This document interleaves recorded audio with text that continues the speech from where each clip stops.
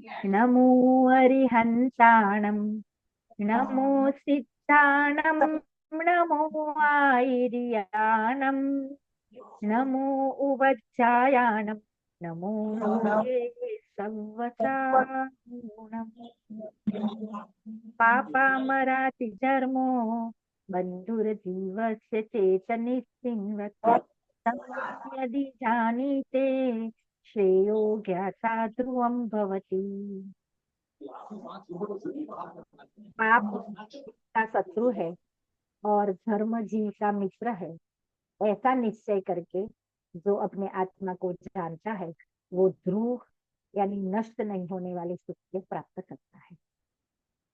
हम बालबोध एक में से दो में से 5 पाप लेसन पढ़ रहे हैं कितनी कक्षाओं से।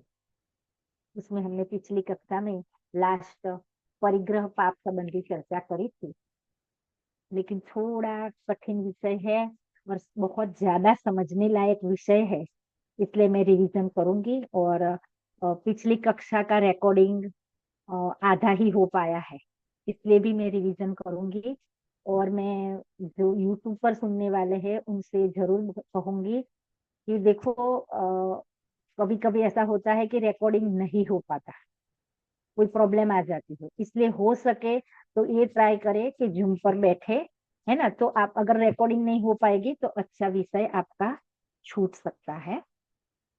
अभी परिग्रह पर चर्चा करेंगे हम। कोई बोलेगा परिग्रह की परिभाषा, परिग्रह किसे कहते हैं? नहीं बोलेगा। ऋतु, ऋतु, परिग्रह की परिभाषा याद है? नहीं याद? अरे बाप रे। अच्छे स्टूडेंट नहीं हो। हाँ, मामी कुछ बोल रही है, अनिला मामी ट्राई कर रही है। ठीक, थोड़ा याद कराओ। आप बोल रहे हो सुनाई नहीं देता, अनम्यूट कीजिए अगर कुछ बोलना चाहो तो। हाँ जरूरत बोलिए। से ज्यादा। तन्मय बता रहा था। हाँ, तन्मय बताएगा तन्मय। तन्मय बता रहा है। अच्छा ठीक है, तन्मय। हाँ हाँ, अभी हाँ। अनिला मामी ने बोला, लेकिन अभी तन्मय बता रहा है, बोलो। अनाप शनाप धन रुपया पैसा इकट्ठा करना। हाँ, ये तो है ही। और कुछ? ये बच्चों वाली कक्षा का है, वो सही है, एक गलत है ऐसा नहीं कह रही हूँ, लेकिन एक परिभाषा मैंने बताई थी, सबको याद करने के लिए बोला था। 2 ही वर्ड थे, 2 ही वर्ड। कोई बात नहीं, चेतन गांधी, अच्छा, है ना, आप भी चाहो तो बोल सकते हो। किसी को मूर्ख याद नहीं? नहीं। हाँ, कौन क्वेश्चन बोल क्या रहा है? क्वेश्चन? मूर्छा परिग्रह की परिग्रह। परिभाषा। शाबाश, है ना। हाँ हाँ, मूर्छा परिग्रह। उत्कर्ष मार। छोटा आगे छोटे क्लास के पढ़ के बड़ा पढ़ना चालू कर देते ना, वो वाली कहानी हो जाती, पीछे का ऐसा पाठ, आगे का वो सपाट क्या ऐसा कौन सी नहीं करना चाहिए ना। हाँ हाँ हाँ, 1 to 10 भूल जाओगे तो फिर गिनती कैसे करोगे, है ना। चलो कोई बात नहीं है। देखो, मैं तो सिर्फ एक ऐसा साथ में नहीं है 10 कि सब। एक्टिविटी करोगे तो ऐसा ही होता है। चलो कोई बात नहीं, सुनो। आ, भूल सकते हैं, कोई टेंशन नहीं लेना। बार बार जब हम सुनेंगे तो याद भी हो जाएंगे और समझ में भी आती जाएगी। टेंशन, देखो, झिनवानी माँ, कोई छोटा बालक होता है ना, तो माता का पल्लू पकड़ कर जब निकलता है तो बिल्कुल बिंदास निकलता है। और अगर कुत्ता आ जाए या कुछ भौंक जाए तो माँ को कस के पकड़ लेता है ना। ऐसे ही अगर हम झिनवाणी माँ के गोद में है तो डर तो है ही नहीं, है ना, एक बात, घबराने की बात है ही नहीं। और अगर कोई दिक्कत आए, जीवन में तकलीफें आए, बहुत सारी आ सकती है ना, प्रॉब्लम आ सकते हैं, तो अगर झिनवाणी का पल्लू थोड़ा पकड़ा है ना, और कस के पकड़ लोगे तो आपकी दिक्कतें और कम हो जाएगी, है ना। क्योंकि दिक्कतें वास्तव में बाह्य संयोगों से, शरीर से नहीं होती। दिक्कतें प्रॉब्लम जो है वो वास्तव में हमारी समझ से है ना। तो सारा सॉल्यूशन जिनवाणी माँ से हमें मिलता है। मूर्छा परिग्रह, मूर्छा का मतलब क्या होता है वो थोड़ा समझते हैं। देखो, ये मूर्छा परिग्रह परिभाषा किसने दी? आचार्य उमा स्वामी ने तत्वार सूत्र के 7वें अधिकार में परिग्रह की परिभाषा दी है, मूर्छा परिग्रह। और उसका विस्तार बताया है अमृतचंद्र देव ने, और जयसेन स्वामी ने प्रवचन सार में, बहुत ग्रंथों में। मूर्छा किसे कहना, तो ये मेरा है ऐसा मानना और उसके प्रति राग करना, यही वास्तव में परिग्रह है। देख, अनाप शनाप इकट्ठा करना वो बच्चों वाली परिभाषा है ना, एक सामान्य कथन है। लेकिन वास्तव में जब हम सीखने बैठे हैं तो अच्छे से कि ये मेरा है ऐसी मान्यता और उसके प्रति राग ही वास्तविक परिग्रह है। अब कैसे वो हम समझते हैं, मैंने पिछली बार उदाहरण दिया था कि आप में से कोई मेरे घर पे कहीं जा रहे हो, शिखर जी यात्रा के लिए मान लो जा रहे हो, तो और आप 50 तोला सोना मेरे घर पे रख रहे हो। बोला भाभी इसको थोड़ा संभाल के रखना, हम 10 दिन में आ जाएंगे। मुझे बताओ उसका परिग्रह मुझे लगेगा? पिछली बार उदाहरण दिया था कि नहीं नहीं लगेगा। लगेगा, क्यों? क्योंकि उसको देख क्योंकि पड़ा है पेट ना, आपका हमारे है साथ में नहीं। पड़ा है, लेकिन हम उसे अपना मानते नहीं है, इसलिए वो हमारा परिग्रह नहीं होता। और जो आप शिखर जी गए हो और वहां 1000 किलोमीटर दूर हो और फिर भी मेरे घर पे पड़े हुए सोने का परिग्रह आपको लगता है, क्यों? क्योंकि मान्यता में ये मेरा मेरा है है। ऐसा मान के रखा है। इसी को कहते हैं मूर्छा, है ना। देखो आचार्य देव ने ये भी कहा है कि तिर्यंच गति के जीव, उनके पास कुछ भी नहीं होता, तो फिर क्या वो अपरिग्रही है कि नहीं? है ना।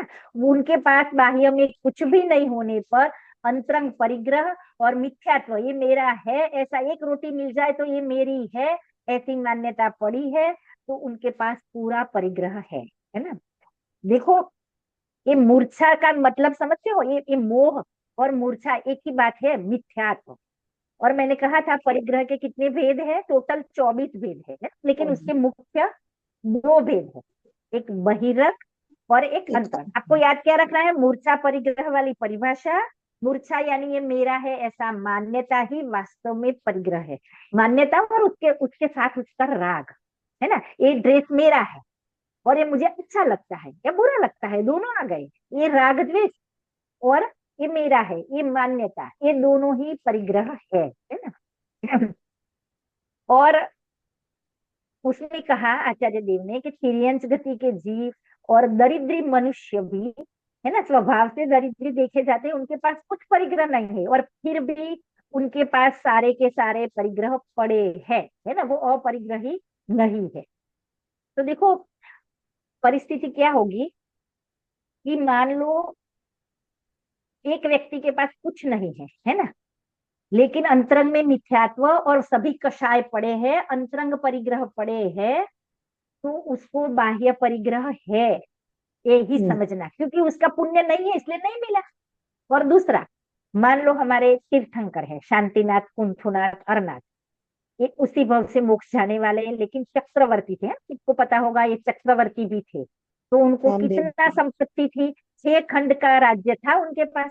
चक्रवर्ती जो भी हो 6 खंड के राजा रहते हैं, 96,000 पटरानियां रहती है, बहुत सारी संपत्ति रहती है, ठीक है?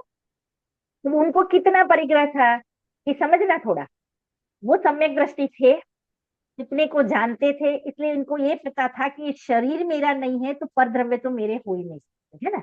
तो एक भी द्रव्य में उनको अपनत्व नहीं था, लेकिन राग था। समझना, थोड़ा सूक्ष्म बात है, थोड़ा समझना।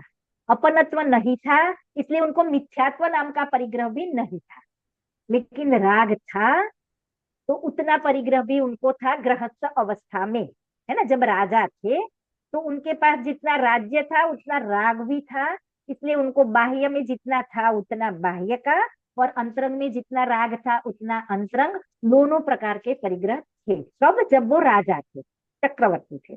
जब उन्होंने दीक्षा धारण कर ली तो अब उनको वो मिथ्यात्व तो था ही नहीं, और अब राग भी नहीं रहा, और राग नहीं रहा इसलिए बाह्य में भी कुछ नहीं रहा। अब वो सारे के सारे परिग्रहों से रहित, यानी 24 परिग्रह से रहित हुए। ठीक है, समझना थोड़ा अच्छे से कि जो अंतरंग में राग है ना, तो बाहर में परिग्रह हो कि नहीं हो, परिग्रही है। क्योंकि कोई दरिद्र तो उनको अपरिग्रही नहीं कह सकते, क्योंकि अंतरंग में अभिलाषा पूरी पड़ी है। और जिनको ये है ना, हम सबको समझ लो कि ये मेरा है ना, तो अगर 3 लोग की संपत्ति मिले तो हम लेने को लिए तैयार, है ना। उतना राग और उतना एकत्व। तो हमको इसी को अनंतानुबंधी पाप कहते हैं। इसको तीन लोग की संपत्ति का दोष हम लोगों को लगता है, क्योंकि जितना मिले हमने मर्यादा कहाँ बांधी है ना, हमने अपनत्व कहाँ छोड़े। अपनत्व कब छूटेगा? जब मिथ्यात्व नाम का परिग्रह जाएगा। सबसे पहले इसलिए नियम है कि पहले मिथ्यात्व नाम का परिग्रह जाएगा, उसके बाद ही अंतरंग और बहिरंग परिग्रह जाएंगे। और मिथ्यात्व नाम का परिग्रह कब जाएगा? मैं कौन हूं ये जाना, तो ये समझ में आ गया कि मैं तो ये जानने देखने वाला आत्मा हूँ, और सारे परद्रव्य मेरे हो ही नहीं सकते, मुझे छू नहीं सकते, मतलब मेरे रूप नहीं हो सकते, तो उनकी परिग्रह उसको लगेगा भी नहीं। लेकिन समझना, इसका मतलब ये हुआ कि अंतरंग में परिग्रह है, बाह्य में हो भी नहीं भी हो परिग्रह लगेगा। बाह्य में नहीं है और अंतरंग में है तो परिग्रह लगेगा। अब किसी को अंतरंग में नहीं है और बाह्य में है, ऐसा कभी नहीं होगा। समझना थोड़ा, बाह्य में है इसका मतलब नियम से अंतरंग में है। बाह्य में अगर आप गाड़ी बंगला पैसा रुपया पत्नी बच्चे रख रहे हो और और ये कह रहे हो कि मुझे अंतरंग में तो राग है ही नहीं, मैं तो इसको अपना मानता ही नहीं, मैं तो अपरिग्रही, तो ऐसा 3 साल में नहीं होगा। बाह्य में है इसका मतलब अंतर में राग है, और राग है इसलिए आपको अंतरंग और बहिरंग दोनों प्रकार के परिग्रह लगेंगे, है ना। मतलब समझ में आया? अंतरंग में ही मुख्यतः काम करेगा, बाहर में अगर हो भी और नहीं भी हो, अंतरंग में है तो वो परिग्रही है, और बाह्य में है तो परिग्रही सबको दिखेगा, उसका तो कोई ये ही नहीं। लेकिन अंतरंग में होते हुए बाह्य में अगर छूट भी जाए, तो देखो मान्यता ऐसी है कि अभी मेरे पास बहुत सारा धन है, अभी मैंने छोड़ दिया, तो मैं क्या मानूंगी? मैंने इतना छोड़ा, मतलब ये मेरा हो सकता था, पहले था लेकिन मैंने छोड़ा, यही एकत्व हो गया, है ना। समय सार जी ने एक गाथाएं दी है कि हतु मारू पूर्वे, पहले मेरा था। ऐसी मान्यता भी आत्मा और परिग्रह को जोड़ती है। इसलिए मैंने मानो अभी तक मान रहा हूं कि मेरा हो सकता है, तो मैंने सब कुछ छोड़ते हुए भी राग पड़ा है, और राग पड़ा है परिग्रह भी लगेगा, है। ठीक है, इतना समझ में आ गया। परिग्रह अंतरंग और बहिरंग दो प्रकार के। बहिरंग में बाह्य की जितनी भी चीज है वो सब लगा लेना, शास्त्रों में उसके 10 नाम दिए हैं। अंतरंग में मिथ्यात्व, 4 कषाय, क्रोधमान माया लोभ, 4 कषाय, और 9 कषाय यानी छोटे कषाय, ऐसे मिला के अंतरंग के 14 और बाहर के 10, ऐसे टोटल 24 प्रकार के परिग्रह होते हैं। कोई कहे अब तो फिर परिग्रह छोड़ दे क्या, कि पहले मिथ्यात्व छूटे बिना छूटेंगे नहीं, एक बात है ना। दूसरी बात देखो, और शास्त्रों में लिखा है रत्नकरण शावकाचार्य में कि अगर मुनि परिग्रह रखे तो भ्रष्ट हो जाए, और श्रावक गृहस्थ अगर परिग्रह छोड़ दे तो भ्रष्ट हो जाए। मतलब गृहस्थ है और सब कुछ छोड़ना चाहे, है ना, तो फिर कल की टेंशन, आजीविका, है ना, खाएंगे क्या, तो भ्रष्ट हो जाएंगे, फिर चोरी कर सकते, ये कर सकते। तो अपनी भूमिका अनुसार हमारा परिग्रह भी देखा जाएगा, है? लेकिन अपरिग्रह का महिमा, भावना तो अपरिग्रह की ही होनी चाहिए। और हमारे जीवन में ऐसा हो कि पहले अन्याय अनीति का परिग्रह छूटे, है ना।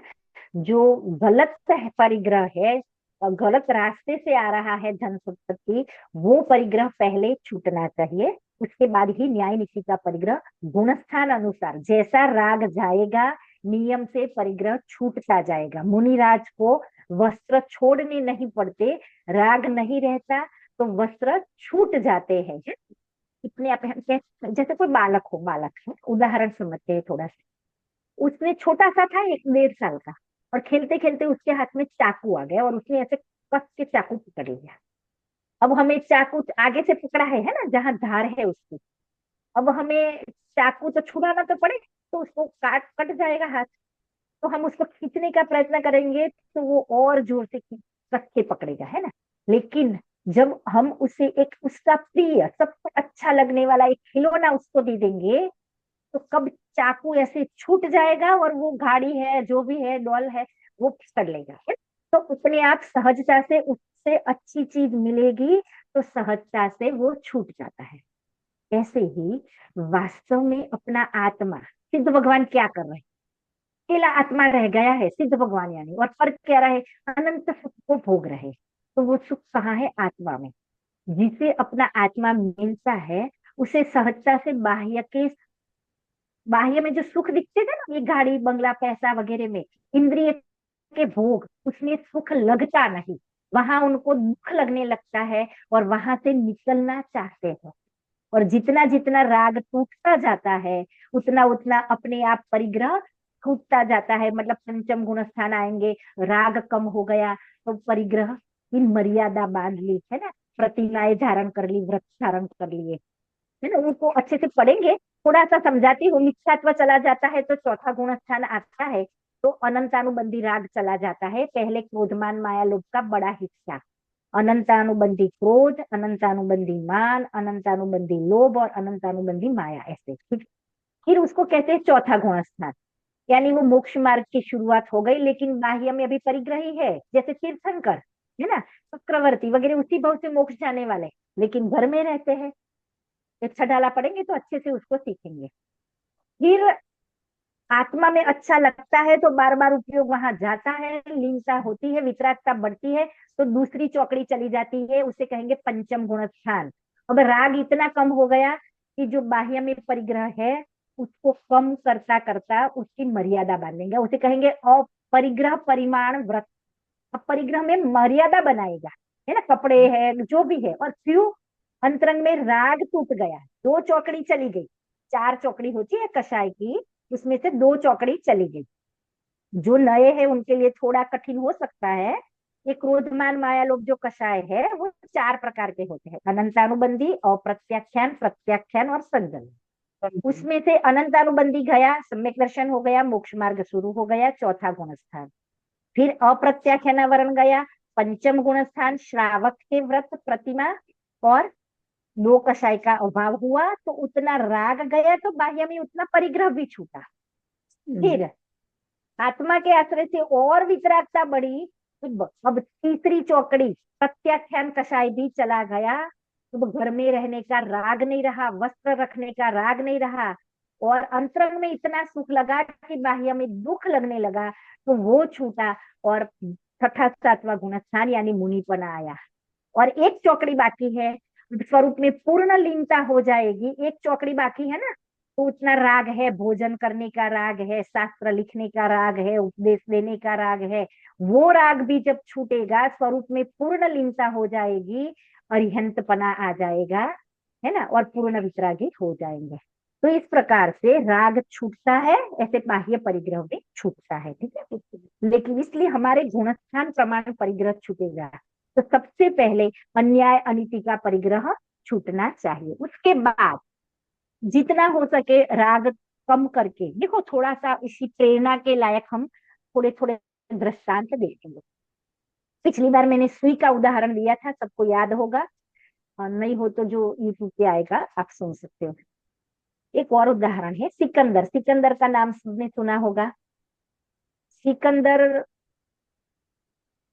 युद्ध पर करके पूरे विश्व को जीतना चाहता था, और भारत में जब आया तो युद्ध करते करते करते एक बार ऐसा हुआ कि वो भटक गया भारत के जंगलों में, और अकेला तलवार लेके घूम रहा था, रास्ता मिल नहीं रहा था, भूखा प्यासा बहुत तकलीफ में था। उसने एक भटकते भटकते एक झोपड़ी नजर आई, और उसने देखा कि यहाँ मुझे पानी मिल सकता है, तो झोपड़ी के पास गया, वहां एक बूढ़ी अम्मा रहती थी। बोला, माता जी मुझे पानी मिल सकता है, मैं बहुत प्यासा हूँ। तो अम्मा ने पानी पिलाया अच्छे से शांति से, और फिर बिठाया। बोला, बेटे ये जंगल में कैसे आ गए? तो उसने अपना परिचय दिया कि मैं तो ऐसे सिकंदर हूँ, मैं ऐसा बड़ा राजा हूँ। तो उसने सुन रखा था कि बहुत भयंकर युद्ध कर रहा है ये, और इतने खून बह रहा है फिर भी मान नहीं रहा है ऐसा। फिर उसने कहा, बेटा कुछ खाओगे, भूखे लगते हो? तो बोला, हाँ खाऊंगा, अगर ऐसी कृपा हो जाए तो और बढ़िया। तो बोले, बैठो थोड़ी देर में खाना लाती हूँ। बहुत चतुर थी वो महिला, माता जी। तो उसने थाली लाई, थाली लगाई, और फिर उसने परोसने के लिए उसके पास उसके जितने भी गहने थे, चांदी के, सोने के, मोती के, जो भी थे थोड़े बहुत, वो सारे लाके उसकी थाली में रख दिए। तो वो जोर से चिल्लाया कि बुढ़िया पागल हो गई है क्या? ये खाया जा सकता है क्या? मेरे पास इसकी कमी है क्या? मेरे शरीर पे नहीं दिख रहा है ना? तो क्या ये खाया जा सकता है? तो माता ने कहा, शांति बेटा, मुझे नहीं पता था क्या खाया जा सकता है। वैसे तो हम तो 2 रोटी खाते हैं, लेकिन मुझे ये लगा कि तू अभी भी, तेरी भूख शांत नहीं हो रही है, इतना खून बह रहा है, इतनी दुनिया त्राहिमाम हो रही है, और फिर भी तू युद्ध करता करता करता तेरी शांति नहीं हो रही है। मुझे लगा तू रोज सोना चांदी रत्न जवेरात खाता होगा, है ना, इसलिए तुझे इतनी जरूरत होगी, इसलिए मैंने रख लिया। अगर तुझे बुरा लगा हो तो मना माफ चाहती हूँ, है ना। माता ने उसको ये उपदेश किया कि खाने के लिए कितना चाहिए, है ना, और कितने कितना पाप कर करके, है ना। मैंने पहले ही बताया, हमारी भूमिका में पाप के परिग्रह पहले छूटने चाहिए, है ना। तो वो युद्ध करके जो कर रहा था वो गलत है। दूसरा एक दृष्टांत देखते हैं, इसी का देखिए, सिकंदर का भी एक उदाहरण याद आता है। वो जब मरने को था तो उसने अपने सैनिकों वगैरह से कहा कि जब मेरी, तो मेरे 2 हाथ बाहर रखना और खुले रखना, ऐसे मुट्ठी वाले मत रखना, खुले और बाहर रखना। तो सबने पूछा ऐसा क्यों? तो बोले, मैं सबको बताना चाहता हूँ कि जो भी यहाँ से जाता है खाली हाथ जाता है, एक मुट्ठी भी ले जाने की व्यवस्था नहीं है। पूरी दुनिया को मैं दिखाना चाहता हूँ कि जाने वाला प्रत्येक व्यक्ति खाली हाथ जाता है। इसलिए अपने लिए समय निकालो। हमें तो इतना सीखना है, अपने आत्मा के लिए, अपने कल्याण के लिए समय निकालो।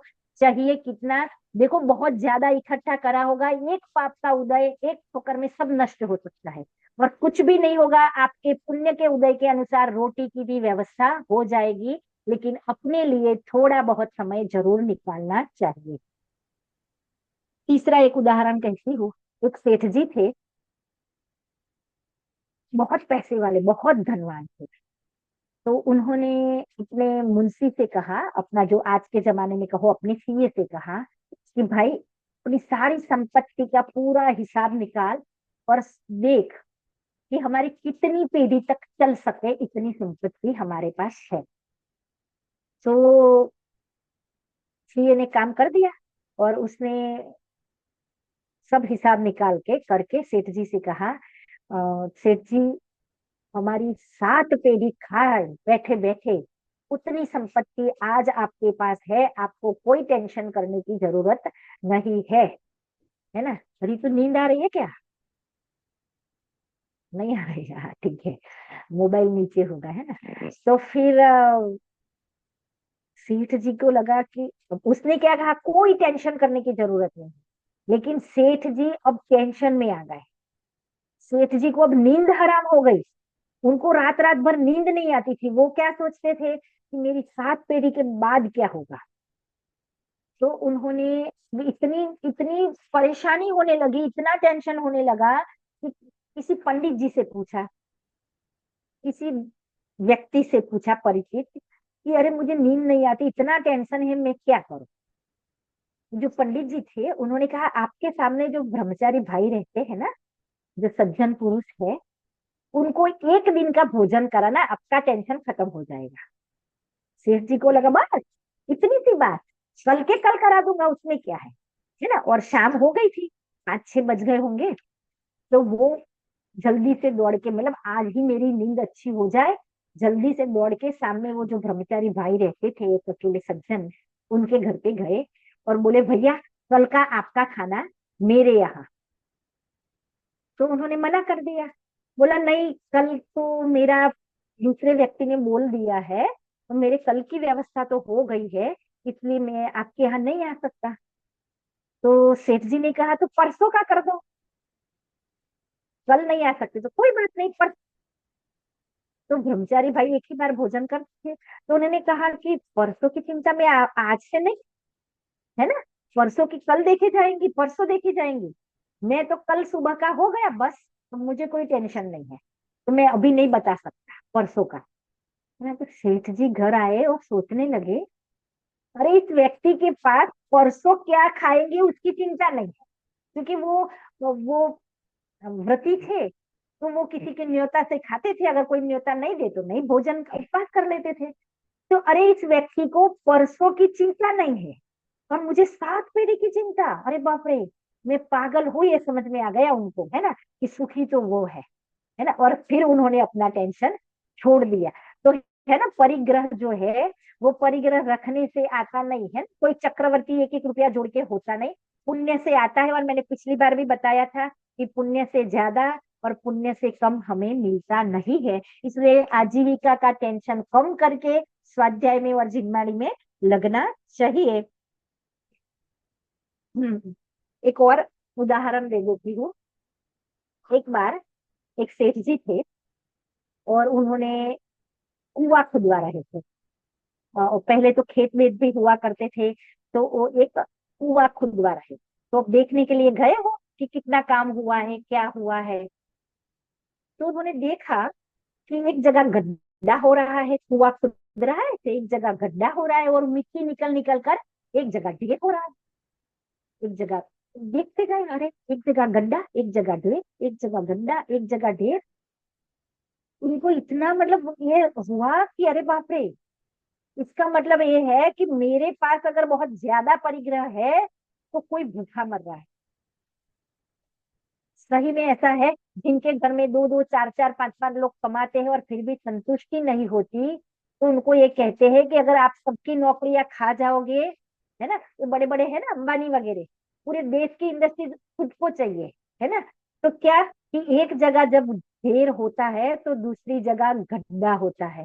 मैं 2 4 दिन पहले उत्कर्ष से मेरे बेटे से बात कर रही थी, तो बातों बातों में ये बात आई तो परिग्रह संबंधी, तो वो बोला मम्मी, जो कोरोना काल था ना, तो उस समय जो रोज के रोज कमा के खाते थे वो तो बेचारे क्या करे, है ना। तो यूपी बिहार के लोग यहाँ गुजरात वगैरह से चल के निकले थे, चल के, क्योंकि बाहर निकले तो पुलिस डंडे मारे, आजीविका है नहीं, घर में खाना है नहीं, ठीक है।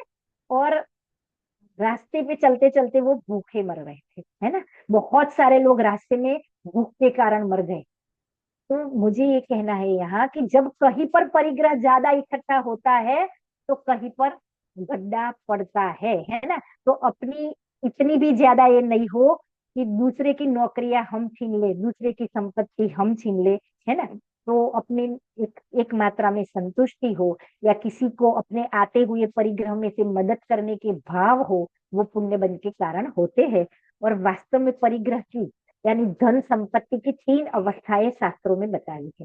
क्या कि एक तो आप भोगो और भोग के नए पाप बांधो, एक बात। दूसरी, अगर भोगे बिना पड़ी रहेगी तो वो तो नियम से जाने वाली है। क्यों? क्योंकि लक्ष्मी चंचल होती है, वेश्या की तरफ बताया है, किसी के पास बहुत लंबे काल तक टिके रहती नहीं है, तो वो तो भोगोगे भी नहीं और रखे रखोगे तो भी जाएगी। और तीसरी अवस्था बताई है, अगर दान करोगे तो नया पुण्य बांधोगे, और साथ ले जाने की व्यवस्था वास्तव में दान है ना। तो इसलिए संपत्ति जो परिग्रह है, भोग के पाप बांधो या बिना भोगे नष्ट हो जाए, इससे अच्छा है अगर पुण्य के उदय से आती है। देखो, पहले तो न्याय नीति की परिग्रह हो, उसके बाद अगर पुण्य से आ रहा है, आप कितना भी करो, अगर पुण्य का उदय है तो तीर्थंकरों को भी संपत्ति देखी जाती है, चक्रवर्तियों को भी संपत्ति देखी जाती है। तो संपत्ति अगर आती है तो सही जगह दान करो, है ना। तो दान करना यानी साथ ले जाने की व्यवस्था, एक ही व्यवस्था है ना? लेकिन साथ ले जाने के लिए दान करने वो साथ नहीं आएगी, है ना। वो दान के चैप्टर में कभी आगे देखेंगे, अभी ये हमारा टॉपिक नहीं है। एक और दृष्टांत में बताती हूँ। परिग्रह 24 भेद त्याग करे मुनिराज जी, तो वास्तव में परिग्रह रहते वास्तव में सुखी हुआ नहीं जा सकता, है ना। एक बार ऐसा हुआ कि एक ऊंट ऊंट रखते हैं ना जो, ऐसे ऊंट का मालिक अपना ऊंट खो गया है। अपना ऊंट ढूंढते ढूंढते राजमहल में घुस गया है। अब वो सिपाही उसे रोक रहे हैं, फिर भी वो मानता ही नहीं है, सीधा घुस घुस के राजा के अगासी पर पहुंच गया। और वहां राजा बैठे थे, तो राजा ने पूछा, भाई क्या है, तू यहाँ कैसे पहुंच गया? तो बोला, राजा जी क्षमा करना, मुझसे गलती हो गई, लेकिन मेरा ऊंट खो गया है, तो मैं ढूंढते ढूंढते यहाँ आ गया, शायद यहाँ आ गया हो तो तू ऊंट। तो राजा ने कहा, पागल है तू, तू यहाँ ऊंट ढूंढने आया है? तो जहाँ खो गया हो वहां ढूंढना, यहाँ ऊँट मीन्स मुझे कुछ अजीब नहीं लगा, मैं आ गया तो उसने कहा, राजा जी बात तो आपकी सही है, मैं यहाँ ऊँट ढूंढने आ गया, पागल हूँ, बुद्धि का कमजोर हूँ, लेकिन आप तो बहुत बुद्धिशाली हो, इतने समझदार हो, आप रोज सुखी होने की भावना भाते हो, मुझे पता है कि मुझे सुख मिले, और आप इस परिग्रह के बीच में सुख ढूंढते हो। परिग्रह के बीच में कभी सुखी नहीं हुआ जा सकता। हमें क्या लगता है, परिग्रह में सुख लगता है, लेकिन वास्तविक सुख तो वो मुनिराज भोग रहे हैं जिनके पास कुछ भी परिग्रह नहीं है ना। तो एक और दृष्टांत देखते हैं कैसे मुनिराज सुखी होते हैं परिग्रह के बिना। एक बार ऐसा हुआ, एक मुनिराज पधारे और राजा दर्शन करने गया। अब राजा दर्शन करने गया तो उपदेश भी सुनेगा, उनसे कुछ पूछेगा। तो पूछा मुनिराज से कि प्रभु सुखी होने की कला सिखाओ मुझे, है ना। तो राजा ने कहा कि तू सुख का भंडार है, अपने में देख, तेरी आत्मा में सुख है। मुनिराज ने राजा से कहा, राजा ने कहा ये लंबी लंबी बातें और ऐसी बातें मेरी समझ में नहीं आती, मुझे तो कोई शॉर्टकट दिखाओ, सुखी होने का शॉर्टकट दिखाओ। तो राजा ने कहा कि, अब मुनिराज ने कहा ठीक है कोई बात नहीं, एक काम करना, जो सुखी दिख तुझे उसका अंगरखा यानी ऊपर का जो शर्ट कुर्ता जो भी वो पहन लेना, तो सुखी हो जाएगा। राजा ने कहा अरे इतना सा, ठीक है बड़ा आसान है। देखो राजा खुद सुखी होता तो मुनिराज से प्रश्न ही नहीं पूछता। उसको भी कितने दुख थे, है ना, राज्य संभालने के, बहुत सारे सरहद संभालो, ये संभालो वो संभालो, तो कितने कष्ट थे। तो उसने सोचा घर जाके मंत्री से कहूंगा, मंत्री सुखी है ना। मंत्री से पूछा फटाक से कि भाई तेरा कुर्ता चाहिए। बोला क्यों? तो बोला ऐसा ऐसा मुनिराज ने कहा जो सुखी है उसका कुर्ता पहनना। तो मंत्री ने कहा पागल हो महाराज, मैं काहे का सुखी, इतना टेंशन भरा है घर का और राज्य का, मेरे एक सेकंड शांति से नहीं जाती। अच्छा कोई बात नहीं, क्या सेनापति से पूछा, सेनापति ने भी ये कहा, अरे कोई बात नहीं रानी साहिबा से पूछ लो, उनका ही कपड़ा ओढ़ लेंगे, है ना। रानी से पूछा, रानी का काहे का महाराज, मुझे काहे का सुख, है ना, ये वो आपका भय, आपको खुश रखना, आपको प्रसन्न रखना, और ये चाहिए वो चाहिए, ऐसा वैसा, ये संभालो वो संभालो, मैं तो पूरे दिन कष्ट में हूँ, कहीं शांति नहीं है। ऐसा उसने सैनिकों भेजे सारे राज्य में, जो सुखी मिले उसका शर्ट लेके आना है, कुर्ता लेके आना है। सारे सैनिक ऐसे ही वापस आते थे, कोई कहता फलाना दुख है किसी को, फलाना दुख है किसी को, रोग है किसी को, ये है। ढूंढते ढूंढते थक गए, एक दिन दो दिन कोई नहीं मिल रहा था। एक बार ऐसा हुआ, सैनिक ने देखा कि एक पेड़ के नीचे कोई मुनिराज बैठे हैं। तो उनको नहीं पता है कौन है, लेकिन देखा कि इनकी शांत मुद्रा, इतनी शांत, इतना सुख, जैसे लग रहा है ये सुखी होंगे। तो दोनों सैनिक जल्दी से पहुंचे और उनसे पूछा कि, हाथ जोड़े और पूछा कि आप सुखी हो? तो बोले हाँ बिल्कुल सुखी हो। इतने दोनों खुश हो गए कि हाँ अब हमारा काम खत्म हुआ, अब इनका कुर्ता लेंगे और महाराज को पहना देंगे। मुनिराज से कहा, उनको क्या लगा होगा कि बेचारे इनके पास जो भी कपड़े होंगे यहाँ टंगाए होंगे कहीं, उसमें से एक दे देंगे। उनको कहाँ पता था ये कौन है ना। तो उन्होंने कहा तो हम पर करुणा करो, एक हम राज्य के सेवक हैं और महाराज की आज्ञा से आए हैं, हमें आपका कुर्ता दे दो। मुनिराज ने कहा कुर्ता? हम नहीं रखते कुर्ता। कि क्यों नहीं रखते? अरे उतना दुख क्यों रखे है ना, चाह लंगोटी की दुख है, हमें उतनी भी टेंशन नहीं चाहिए, है ना। हमें तो किसी भी प्रकार का शरीर का भोजन का तक चिंता हमें नहीं होती, तो कपड़ों की चिंता क्या करें। देखो एक लंगोटी हो तो फिर लंगोटी धोनी पड़ेगी, धोओगे तो उसके लिए पानी चाहिए, बकेट चाहिए, साबुन चाहिए, सुखाने के लिए जगह चाहिए, दूसरी लंगोटी चाहिए। अब दो लंगोटी रखोगे तो एक पेटी चाहिए रखने के लिए, है ना। अब थोड़ा ऐसा सामान रखोगे साबुन पेटी ये, तो फिर उसको संभालने के लिए आदमी चाहिए, पत्नी चाहिए, फिर उनके लिए घर चाहिए। एक लंगोटी की चाहत पूरे संसार का परिग्रह इकट्ठा करती है ना। इसलिए हमें तो कुछ, हम तो बिल्कुल निर्ग्रंथ में सुखी है। तब राजा की समझ में आ गया कि वास्तव में परिग्रह के बीच सुखी नहीं हुआ जा सकता, इसीलिए चक्रवर्ती और तीर्थंकर भी परिग्रह छोड़ के निर्ग्रंथ दीक्षा अंगीकार करते हैं। देखो अब परिग्रह संबंधी और एक दृष्टांत याद आ गया। लास्ट दृष्टांत लेके आज कक्षा पूरी करेंगे और अगली कक्षा में 5 पापों का लेसन, उसका फल हम देख के अगली कक्षा में हमारा 5 पाप वाला लेसन पूरा होगा है। तो एक और दृष्टांत देख लेते हैं। एक बार एक मुनिराज का एक नगर के पास चातुर्मास हुआ। अब राजा था वहां का, वो जैन था, जिन भक्त था, रोज मुनिराज के दर्शन करने जाता था। तो मुनिराज के दर्शन करने जाता था और खूब भावना भाता था कि अरे जीवन तो इनका है, कब मुनि बनेंगे और कब ये सब झंझटों से छूटेंगे। तो ऐसा हुआ, उनका चातुर्मास पूर्ण होने को आया। ऐसे ऐसे समय में एक बार मुनिराज की भी संलेखना हो गई, मुनिराज का भी मरण हो गया और राजा का भी मरण हो गया। एक ही समय, एक ही दिन, एक ही टाइम, दोनों अपने अपने स्थान पर देहांत हो गया। लोगों को ये लगा कि राजा को भी मुनिराज के प्रति बहुत भक्ति थी और मुनिराज भी उनसे प्रति थोड़ा सा साधर्मी वात्सल्य था, तो कुछ ना कुछ पूर्व भोग का कनेक्शन रहा होगा, है ना। तो लोग, बहुत चर्चा का विषय बन गया कि क्या उनका कोई संबंध होगा, दोनों एक साथ कहाँ गए, क्या गए, है ना। उस समय चातुर्मास पूर्ण हुआ और एक और मुनिराज वहां पधारे जो अवधि ज्ञानी थे।